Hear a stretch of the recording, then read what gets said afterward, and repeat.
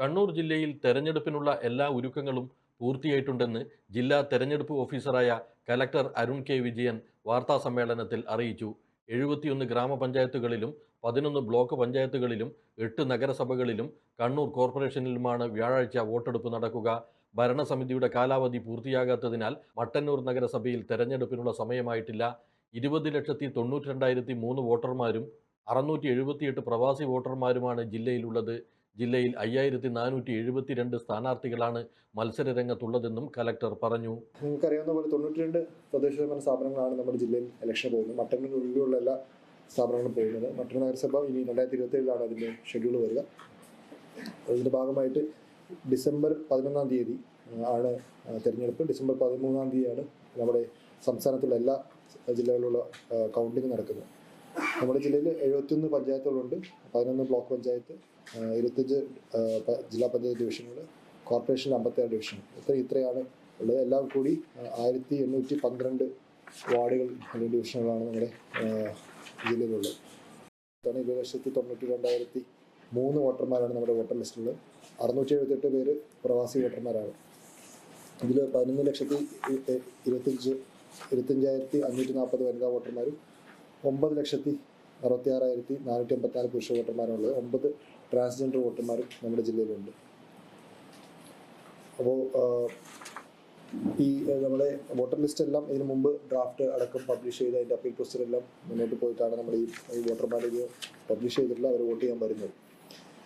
സ്ഥാനാർത്ഥികളുടെ കാര്യം നോക്കുകയാണെങ്കിൽ 5,472 സ്ഥാനാർത്ഥികളാണ് കോർപ്പറേഷൻ, നഗരസഭ, പഞ്ചായത്ത്, ബ്ലോക്ക് പഞ്ചായത്ത് എന്നുള്ള രീതിയിൽ ഉള്ള ജില്ലാ പഞ്ചായത്തിൻ്റെ 5,472 സ്ഥാനാർത്ഥികളുണ്ട്. അതിൻ്റെ ഡീറ്റെയിൽസ് നിങ്ങൾക്ക് ഇതിന് ശേഷം ഉള്ള പത്രക്കുറിപ്പിലുണ്ടാവും.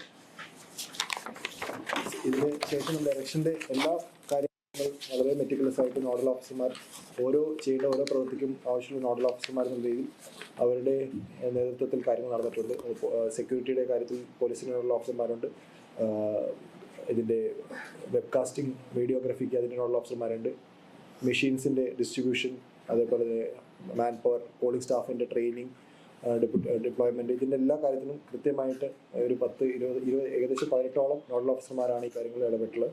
അതേപോലെ തന്നെ ഓരോ ബ്ലോക്കിൻ്റെ ആർഒമാരും, ഓരോ നഗരസഭയുടെ ആർഒമാരും, കോർപ്പറേഷൻ്റെ ആർഒമാരും, ഇവരാണ് കാര്യങ്ങൾ ഫീൽഡിൽ കൃത്യമായിട്ട് ഡിസ്ട്രിബ്യൂഷൻ, അതേപോലെ തന്നെ അതിൻ്റെ പോളിംഗ് ഡേയിലുള്ള മാനേജ്മെൻറ്റ്, മെഷീൻസ് തിരിച്ചു കൊണ്ടുവരിക, കൗണ്ടിങ്ങിനുള്ള ഒരുക്കങ്ങൾ ഒരുക്കുക, ഇതെല്ലാം ചെയ്യുന്ന അവരാണ്. അവർ വളരെ കൃത്യമായിട്ട് ഇതുവരെ കാര്യങ്ങൾ മുന്നോട്ട് കൊണ്ടുവരുന്നത്. അപ്പോൾ അതിൻ്റെ കുറച്ച് കാര്യങ്ങൾ ഞാൻ ഡീറ്റെയിൽസ് നിങ്ങൾക്ക് ഷെയർ ചെയ്യാം. അതിലെന്തെങ്കിലും ക്ലാരിറ്റി വേണമെങ്കിൽ അത് മിക്കതും നമ്മുടെ പത്രക്കുറിപ്പിലുണ്ട്. അതിൽ ഏറ്റവും നിങ്ങൾക്ക് അറിയാൻ താല്പര്യം ഉണ്ടാകുന്ന കാര്യം നമ്മുടെ സെക്യൂരിറ്റി റിലേറ്റഡ് മാറ്റേഴ്സ് ആണ്. ഇതിന് ശേഷം SP-യും CP-യും അത് ഡീറ്റെയിൽസ് ആയിട്ട് പറയും.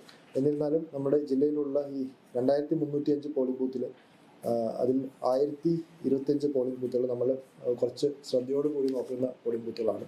അത് പല കാര്യങ്ങൾ കൊണ്ട് അവിടെ സെക്യൂരിറ്റി അടക്കം അഡീഷണൽ ആയിട്ട് ചെയ്യും. അതേപോലെ തന്നെ വെബ്കാസ്റ്റിങ്ങും അവിടെ ഉറപ്പാക്കിയിട്ടുണ്ട്.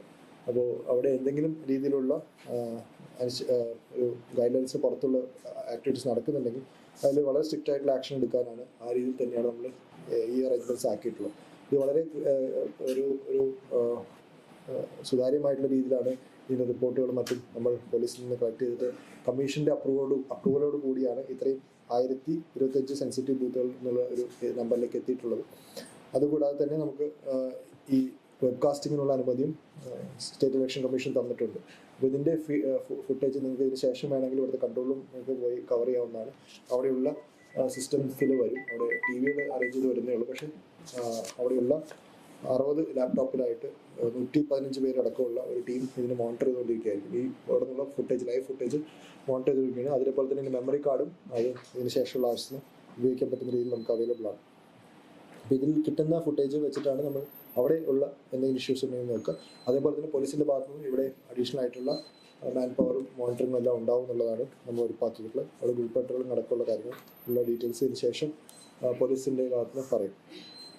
ഇതിൻ്റെ കൂടെ 173 പോളിംഗ് സ്റ്റേഷനിൽ ഈ പ്രാവശ്യം ഇലക്ഷൻ്റെ ഭാഗമായിട്ടുള്ള ഒരു സൗകര്യം പറഞ്ഞിരിക്കുന്നു.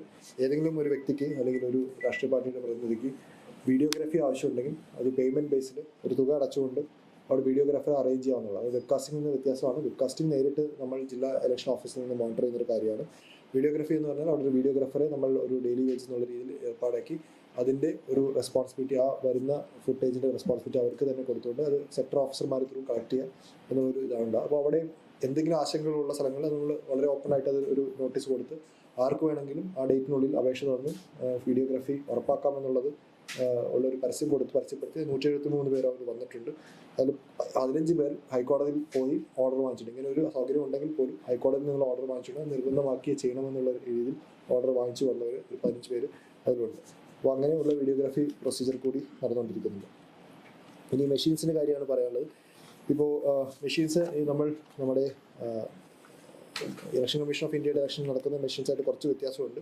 എന്നിരുന്നാലും നഗരസഭകളിൽ അത് സിംഗിൾ പോസ്റ്റ് EVM എന്നുള്ള രീതിയിലാണ് ചെയ്യുക. പഞ്ചായത്തിൽ മൾട്ടി പോസ്റ്റ് EVM ആണ് ചെയ്യുക. കാരണം അവിടെ ജില്ലാ പഞ്ചായത്തിൻ്റെയും ബ്ലോക്ക് പഞ്ചായത്തിനും വില്ലേജ് പഞ്ചായത്തിൻ്റെ എല്ലാം 3 മെഷീൻസിൻ്റെ ഒരു ഇതായിട്ടാണ് വരിക. അപ്പോൾ അവിടെ 3 ബാലറ്റ് യൂണിറ്റും ഒരു കൺട്രോൾ യൂണിറ്റാണ്. അത് അവിടത്തുള്ള സ്റ്റാഫിനെല്ലാം ഇതിനെക്കുറിച്ച് അറിയാവുന്നതാണ്. അവിടെ വോട്ടർമാർ പോകുമ്പോഴും ഒരു പഞ്ചായത്ത് ഏരിയയിലാണെങ്കിൽ 3 ബാലറ്റ് യൂണിറ്റ് ഉണ്ടാവും എന്നുള്ളത് അവർക്ക് അറിഞ്ഞിരിക്കേണ്ടതാണ്. മറ്റിടത്ത് കോർപ്പറേഷൻ നഗരസഭയുടെ ഒറ്റൊരു ബാലറ്റ് യൂണിറ്റ് ഉണ്ടാവും. City police commissioner P. Nithin Raj, rural ജില്ലാ പോലീസ് മേധാവി Anuj Paliwal, assistant collector Ehtedam Mufassir, ADM Kalabhaskar, election deputy collector KK Bini, LSGD joint director TJ Arun, ജില്ലാ ഇൻഫർമേഷൻ ഓഫീസർ PP വിനീഷ് എന്നിവരും വാർത്താ സമ്മേളനത്തിൽ പങ്കെടുത്തു. Aster MIMS Hospital, we'll treat you well. Chala East, Kannur.